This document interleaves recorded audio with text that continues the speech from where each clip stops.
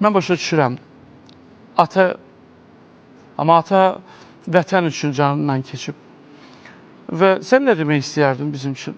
Nə xatirələrin var ata ilə bağlı? Buyur.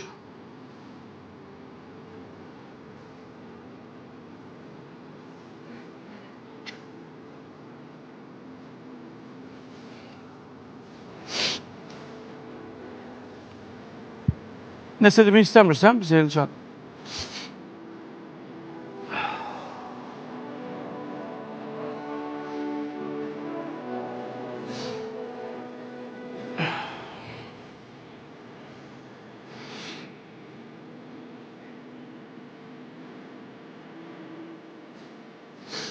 Danış Elcan, sən axı gör kimin oğlusan?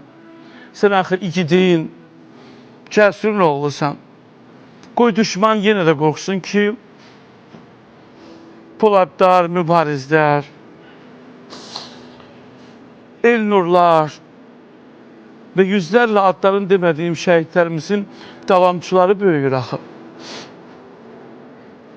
Gəl bura, gəl ortada gəl. Gəl bura atam.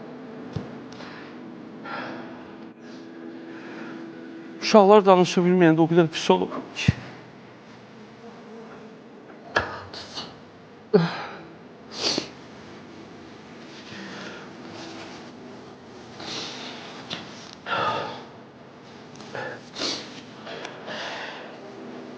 Bu yaxınlarda bir şəhidimizin uşağının ad günündə tortu kəsərkən babasına demək ki, nə istəyirsən, atamı istəyirəm demək o qədər insanın qəlbini. Çünki onlara dünya var dövlət lazım deyil. Bəzən kimlərinsə ağzı çönür deyir ki, ev veriblər, vardır, nə bilim, 11 min, bunlar hamısı bizdə qədər boş şeylərdir. Bu analar dünyanı gecə yatdığı, lay dediyi, xəstələnəndə başının üstündə durduğu balası necə 11 minə ya da hansısa bir evə qurban verə bilər ki? Necə vicdansız olub belə şey yaza bilərsiniz ki? Gəlin biz sizə pul vereyim və deyə evladımı ver. Verməyəcəksən axı.